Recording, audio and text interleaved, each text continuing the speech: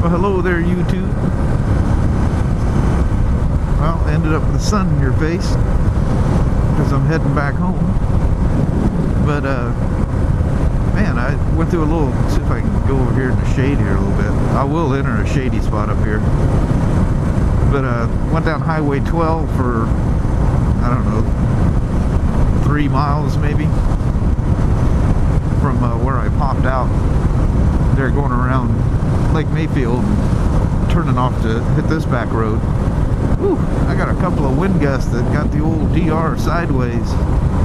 That would have got any motorcycle sideways. It wasn't just a DR thing, but seems to do it a little easier on taller, lighter motorcycles. But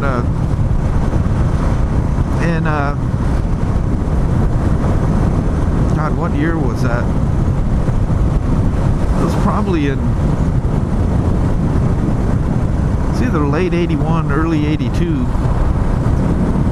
That's when I was getting into road racing. I got this 1981 Yamaha XV920R model.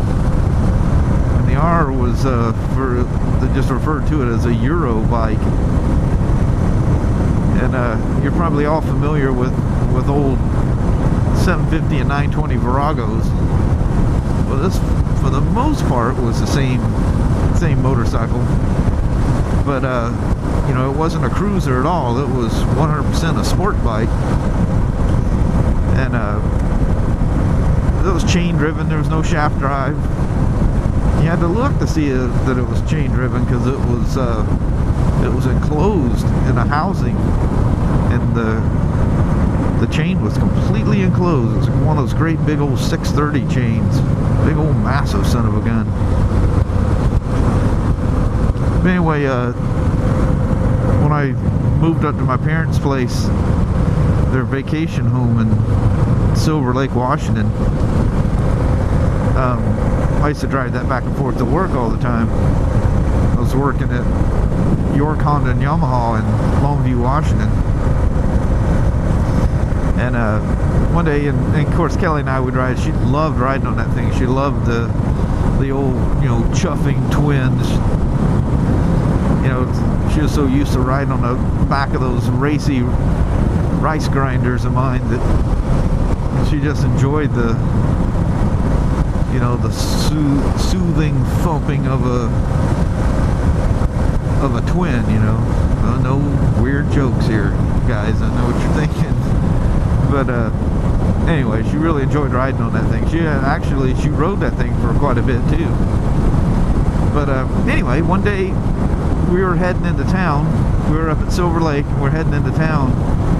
And right about the Huntington Road exit that enters into Castle Rock, Washington, we're bombing along down the freeway, southbound I-5, and all of a sudden, one loud pop. I was thinking about this thing yesterday. I leaned against the kill button and turned the ignition off for a brief moment. And on D.S.A, when it came back on, it just, I mean, it sounded like a damn 45 going off. Woo!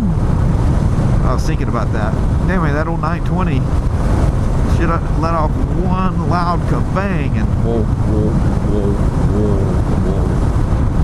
And we had stopped just past the off-ramp for that exit. And it's going downhill, you know. That was going to be one of our options, is to, you know, walk the bike back up the freeway and roll down that ramp.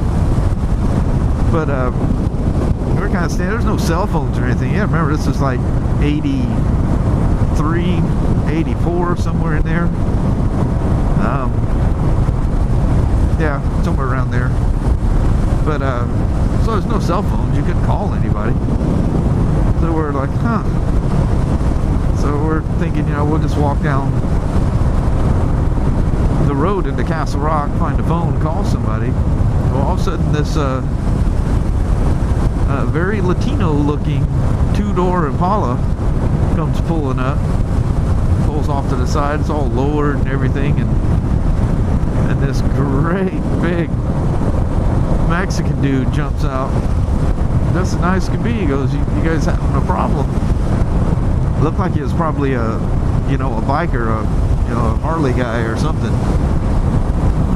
yeah, I think I lost the ignition here. Loud pop, and off she goes, you know. And plenty of gas and all that stuff. The stator had failed in it. It was the problem. It did lose spark. But so anyway, he goes, well, where are you guys heading? And I was heading to her parents' house to drop her off at home. You know, it was the end of the day. And so he goes, well, I can give you a ride to, you know, exit, what is that, 39 or something like that, the Kelso exit. I don't know which one it is, but anyway, it's the Allen Street exit in Kelso. And then from there, we just walked up to her parents' house. But anyway, you know, this guy looked pretty scary and, you know, kind of a hoodlum looking guy. Made us a little nervous. And we thought, oh, okay, you know, we're just a couple of young kids, and, you know, it was a nice hot summer day, and Kelly's, you know, wearing some little silky blouse, and it's like, oh, this could not end well, you know. There's a possibility, you know. And there's always that possibility when some stranger just pulls up, especially a scary looking dude. Oh, I am rolling in on some guy on a bike up here. But so we reluctantly get in the back seats, and as we're, you know, it was a two-door, so, you know, fold the front seat forward a little bit to step in the back, and it was all white interior. I think it was leather. I mean, this car was done up real nice. And anyway, as I'm jumping in, I see this 44 Magnum. I mean, it literally looked like the Clint Eastwood gun sitting on the front seat. I'm like, oh dear God. So anyway, you know, Kelly crawled in before me. She seen it. We're kind of looking at each other like, I hope to hell he stops at this exit. Yeah, he pulled over and was nice as could be. Just must have been a biker guy and helping out some people on in need on the side of the road. It's just funny how somebody was, I don't know whose video I was watching, but somebody was commenting, oh, I think it was XXX Deadhead, was, even when you're in your car, and Kelly, well, she does it all the time. She waves at people, especially after we go for a good ride, you know, after we came back from Durango, and it's really hard not to do it. But, you know, you're driving along in the cage, and you wave it at motorcycles going by. You probably look like some crazy old bastard, but anyway, whether, you know, once you're into riding bikes, you know, there's just like this unspoken word to help out a fellow biker, you know. I've pulled over in cars before to help someone in need, and, you know, kind of freaks them out too, you know. If you pulled over on a bike, that'd be one thing, you know. You're going, okay, here's a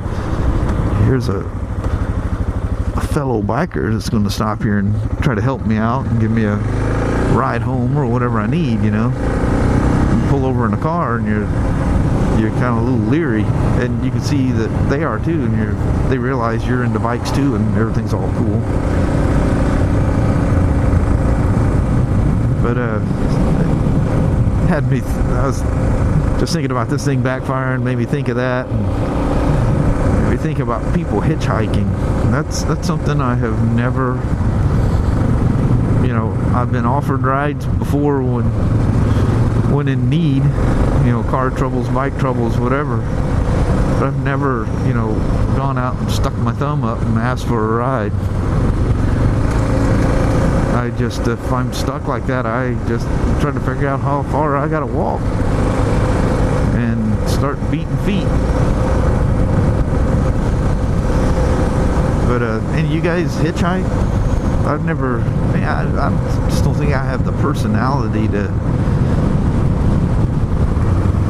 do something like that. I'm kind of one of these people that's my problem, I'm gonna fix this myself. I'm not going to ask for any help, you know, unless it's absolutely necessary type of thing. We got little leaves on the ground back here in my little whole road loop.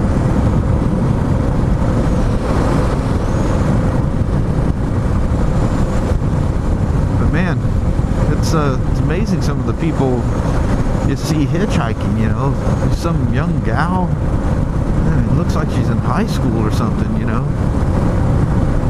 And, you know, a good looking gal, I'm like, girl, are you absolutely crazy?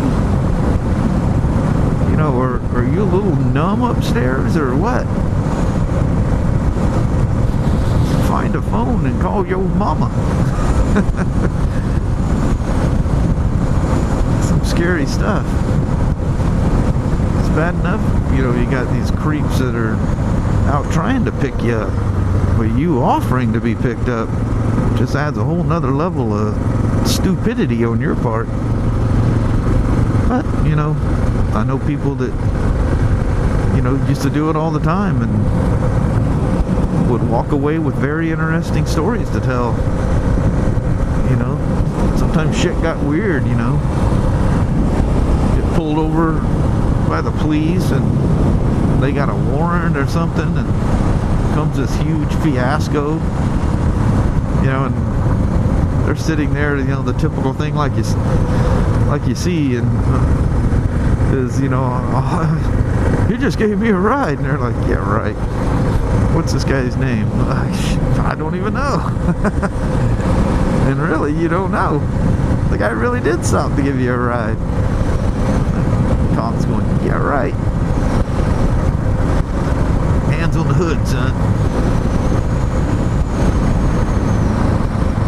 Barns.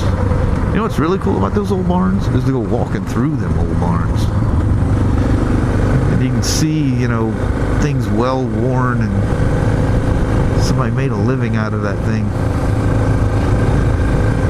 How those are just days gone by.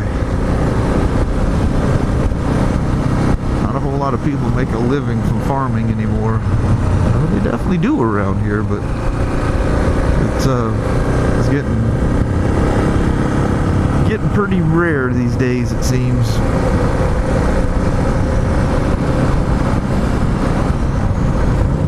The sun keeps sneaking behind a cloud and it gets just straight up dark on me.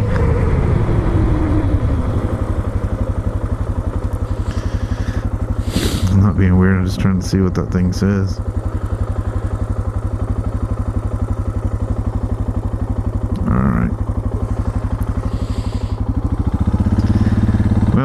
You can see what's ahead of me is what's coming my way, and looking to the northwest there a little bit, that ain't looking real good, is it? I don't know if you can make that out on this camera, but that is really not looking good. That would be the Pacific Ocean about, God, one of my, as a crow flies, 40 or 50 miles or something. I have no idea. It's not very far. Oh, that's the one thing. Oh, you can see it out there. The one thing about the fall in the northwest, we go through a long dry spell, and we have burn bans. And as soon as the rains come in, all the burn bans get lifted, and all this, you know, summertime cleanups and this accumulated junk that they've built up. They burn all their brush piles this time of year, and it's smell. Man, I can see them pop them up all over the place, little smoke trails. It's like the Indians are out going, hey, you know, sending signals to each other. It's just people burning off their junk. Which, my wife is going to do that today. She hell-bent on, she's got this little, we referred to it as a playhouse, is what it was. Well, it was actually built for the daughter of the guy that originally built our place, and my wife's turned it into a craft house. You know, I came down that way, let's go straight. And anyway, the blackberries are growing like crazy. It's amazing, them things. how they can just sprout up anywhere. Some damn birds eating the blackberries, and then, ooh, look at them ravens. Yeah, them big old suckers. Somebody told me, he goes, yeah, they get big as a turkey buzzard. Yeah. They get hella huge. But anyway, I'm not too terribly far. I live on the other side of the valley that way. I just got to make a loop around to get back there. So I'm going to cap off my lens here and top her off. Geez, it went 56 miles. Man, that did not seem... The place is just like basically right down the road from me. Wow, doesn't seem like 60 miles. Guys out cruising on their nice Harleys. Look, they're gonna take that old guy's house away. They're already in the motions of doing it. The guy had an old Dodge Charger that sat out there for years. And I think he passed on. The reason he had a for sale sign on it. The reason it sold is I think he passed on. His kids drug it out of there. But anyway, thank you guys very much for hanging out on my... I made a very long 56-mile loop here, video-wise. God, I thought it was like 20 miles to Lake Mayfield. I guess it was farther than I thought. But anyway, I appreciate you guys hanging out. Hope the sun in your face isn't blinding washing the screen out too bad here. And I'll talk to you guys later. I hope I get a lot more nice days like this. Man, I got a headwind like crazy, so I hope you guys can hear me saying my goodbyes. So take care. Thanks for watching. Bye-bye now.